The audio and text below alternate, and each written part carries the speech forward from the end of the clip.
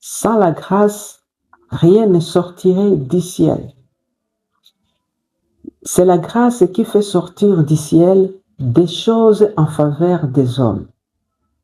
La grâce a ouvert les cieux en fait que les hommes aient l'accès au trésor de Dieu, l'immensité de la richesse de Dieu.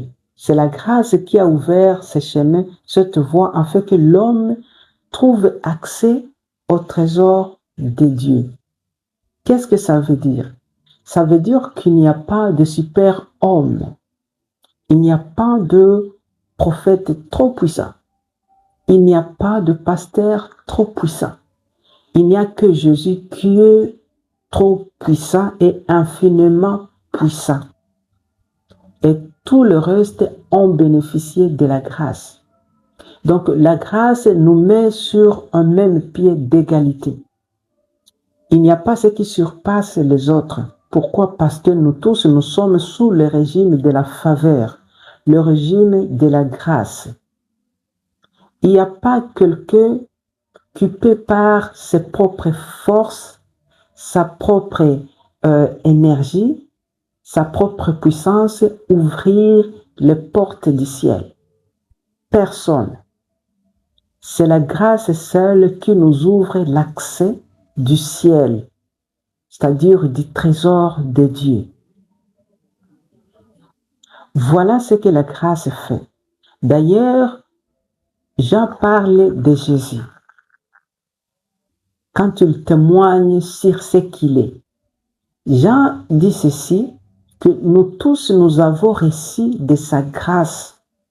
Nous avons reçu de sa plénitude, grâce sur grâce. Nous avons été bénis, une bénédiction après une autre. Donc, nous allions de grâce à grâce. En Jésus, nous sommes en train d'aller de grâce en grâce, c'est-à-dire d'une grâce à une autre, d'une bénédiction à une autre, jusque dans la plénitude, parce que c'est lui qui a la plénitude. Et il continue à dire, si la loi nous a été donnée par Moïse, mais la grâce et la vérité nous sont venues à travers Jésus-Christ. La grâce et la vérité sont venues par Jésus-Christ. C'est-à-dire, avec Moïse, c'était le régime de la loi. Il fallait fournir des efforts. Il y avait des conditions à remplir. L'homme devait faire en tout cas sa part. L'homme devait fournir beaucoup d'efforts pour avoir accès à quelque chose qui vient du ciel. Et c'était très difficile. Et il n'y avait que de sélectionner. C'était pas donné à tout le monde parce que c'était un travail difficile. Trouver quelque chose qui vient du ciel. C'était très difficile. Il n'y avait que quelques gens qui étaient sélectionnés déjà par Dieu. Dieu avait dit qu'il n'y a que ces gens qui se rapprocheront de moi et qui plaideront en faveur des autres. Voilà ce qu'était la loi.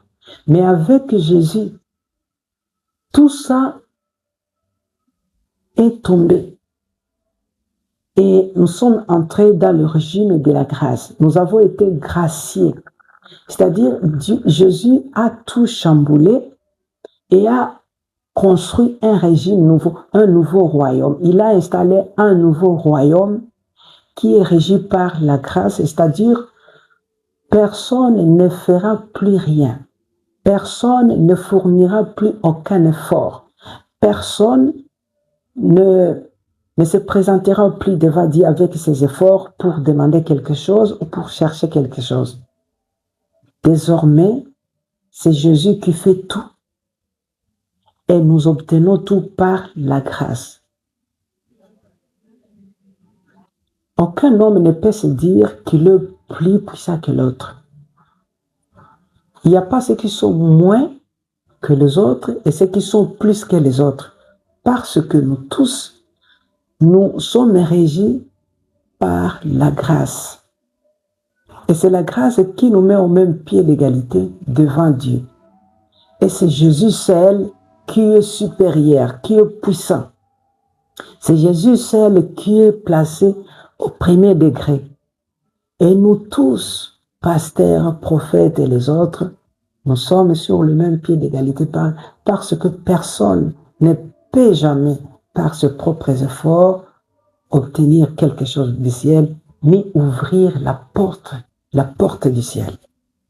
La grâce fait tout à notre place. Voilà le régime de la grâce. Alors, c'est sain de vous sous-estimer, c'est sain de surestimer les autres, parce qu'il n'y a pas de super puissant parmi nous. Il n'y a que Jésus qui est super puissant. Nous tous, nous bénéficions de la faveur de Jésus-Christ. Car Jésus est venu avec la grâce. Et c'est ça la vérité. Parce que la vérité encore c'est lui. Alors, nous ne devons pas nous sous-estimer ni surestimer les autres. Car Jésus seul mérite la position première. Et nous tous, nous sommes derrière lui sur le même pied d'égalité. Car c'est la grâce qui agit. Il n'y a que la faveur. Tout le monde maintenant peut obtenir directement de Dieu quelque chose. Et cela, c'est à cause de la grâce. Si vous comprenez le fonctionnement de la grâce, vous êtes bénis. Mais si vous êtes encore distrait ou embrouillé par le régime de la loi, alors vous allez fonctionner avec l'amalgame. Vous évoluerez avec de l'amalgame et ça vous coûtera très cher. Mais si vous maîtrisez, si vous comprenez les régimes de la grâce, alors les choses deviendront faciles parce que ce n'est plus vous qui agissez, c'est Jésus qui agit maintenant. Ce n'est plus vous qui fournissez beaucoup d'efforts pour que les portes du ciel s'ouvrent, mais c'est Jésus qui fait tout pour que les portes du ciel s'ouvrent et que nous obtenions gratuitement ce qui nous vient du ciel à cause de la faveur qui nous a été accordée.